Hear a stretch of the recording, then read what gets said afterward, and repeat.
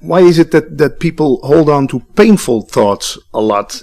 Does that reinforce that false sense of self the most? Yes, painful thoughts have actually better in reinforcing the false sense of self than pleasant thoughts. Also, any kind of negative thoughts strengthen the ego, the false sense of self, much more than a positive thought, because with a positive thought you become more open. The boundaries are less dense, less rigid. But the moment you think negative thoughts about situations, other people's, or even about yourself, the mind-made self, the sense of me as against the other gets strengthened. So the unconscious egoic mind loves to indulge in negative thinking.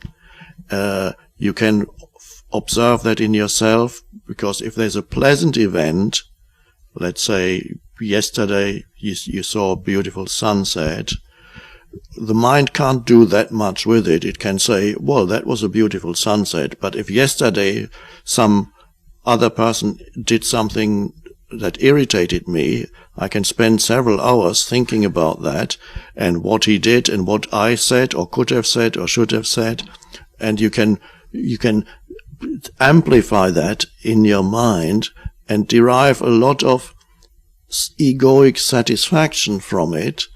But it's so to the ego, it feels actually pleasurable to indulge in negative thinking. But of course, it's not really pleasurable, because if you looked into your body and could see what negative thinking does to your body, you would see that it's quite harmful. It interferes with the energy flow in the body. It affects, even mainstream medicine now recognizes that there is a relationship between your thinking, your inner states, and your physiology. You see it in people's faces with the wrinkles. Oh yes, you see in people's faces you can see people who are very much absorbed in their thinking. Also, there's not much light anymore in their eyes, because the entire consciousness is absorbed continuously by largely useless thinking. And rejecting life as it is. Rejecting life, not being able to see the richness of life, not being able to experience life in its fullness, the abundance of life. To experience the abundance of life, you don't have to be rich. You can just look around you and see so many life forms continuously dancing around you in the form of nature and other human beings and life, whether you're in a city or out in the country, it doesn't matter.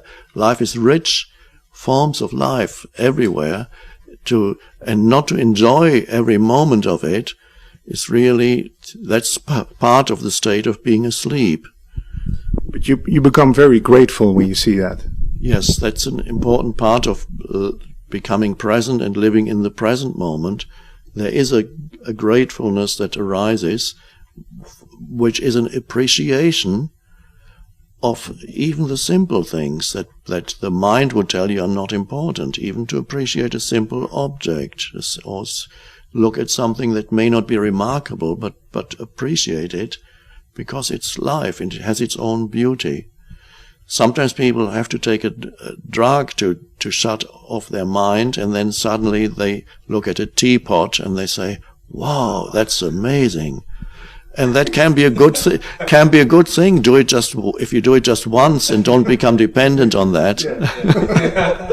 The same with falling in love. You don't fall in love with another person, but with the world. Yes. It's love. I wouldn't call it fall in love, because you fall in love, you become more unconscious, you're falling. But loving, to have a loving relationship with the world. There was one spiritual teacher, Byron Katie, who wrote a book called Loving What Is. So to love just the isness of life at this moment, the richness of it. That's really how life can be when you get out of the narrow little me and realize that you are consciousness. And so That's the formless. Once you know yourself as the formless, then you can actually enjoy the life of forms. Because every form is a temporary manifestation of the deeper, the underlying one formless life that you are. So you're actually enjoying yourself, really, in whatever you're looking at. You're enjoying yourself. Because you are the world. You are that, yes. And so the division that we see between this is me and there's the rest of the universe, that's of course totally false, total illusion. There's a continuity between you and the universe. You are the universe experiencing itself at this moment through this form, and through this form experiencing other forms. And the universe loves that. And so when you become aligned with that, then you begin to enjoy life deeply. And life becomes easier. It's no longer a burden. Non-duality. Yes, non-duality, that's right. Duality easily creeps back in the moment we use language. So many people think of themselves, they say, I don't have a good life. They say, my life. But that creates a duality that isn't actually there. When you say my life, what you're implying is, here's you, and that you have life. But you and life are the same thing. You cannot be separate from life and say, I have a life. The I is life. There starts the separation. Yes. The moment you use language, very easily, then separation starts. And you can only keep out of that delusion when you don't believe in all the thoughts that continuously arise. You can still use language, but you realize there is a reality that is deeper than language, and that's nothing to do with words. It's to do with the presence that you are, that is always there, the light behind the words, right now.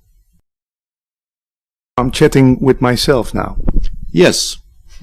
The voice that you're hearing appears in consciousness. That's what it is.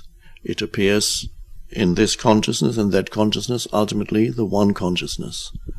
So life cannot be captured in any way. That's what we're trying to do. We're trying to capture moments, capture life, take pictures. Yes, it's the flow of life, and the mind tries to also capture it by pronouncing judgments continuously on life, interpretations, judgments. This is how it is.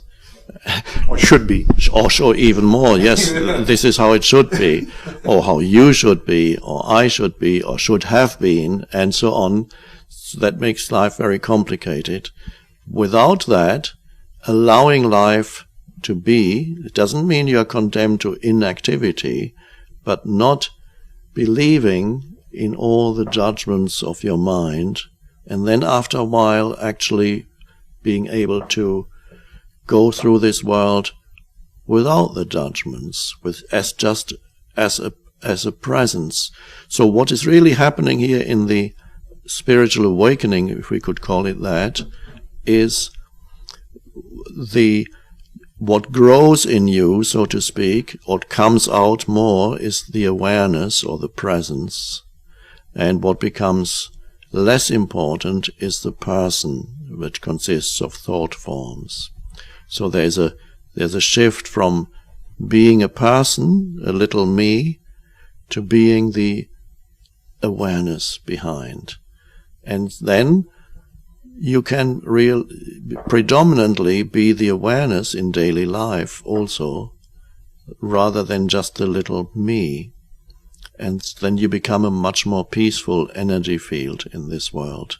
You emanate peace, and everything changes. The way in which you experience reality changes, relationships change, conflict, which otherwise is always there, also disappears from your life. You don't have enemies anymore. You don't need them.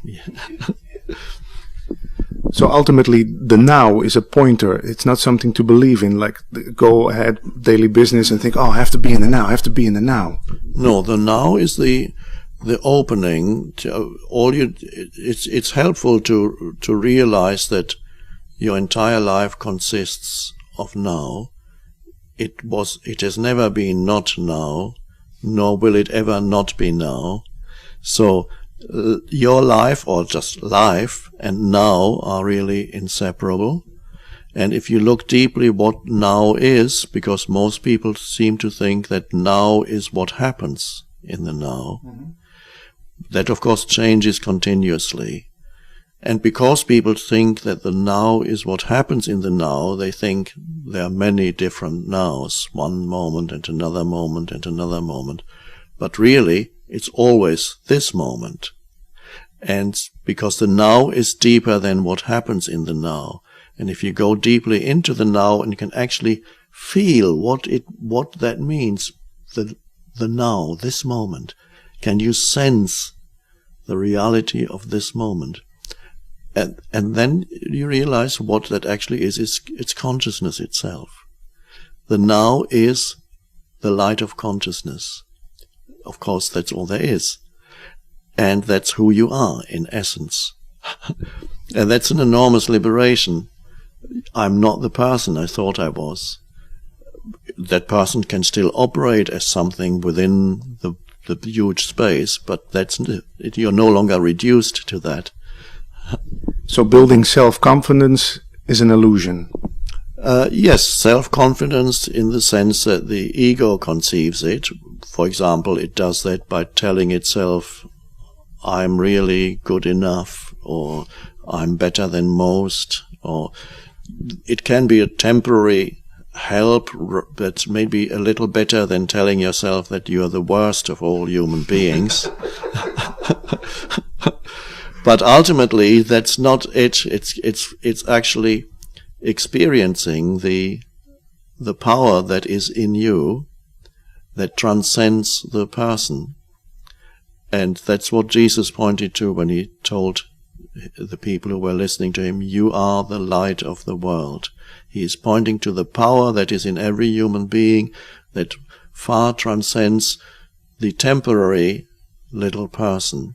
And if you touch that power and realize that's who you are, that's where true self-confidence arises. It's not comparative self-confidence that says, oh, I'm happy because I'm much better off than that other person. That's how the ego tries to build up its confidence. Or the ego says, oh, I really should be happy. Look how miserable these people are. And so if you can only be happy by looking at others who are not happy, that's not so good.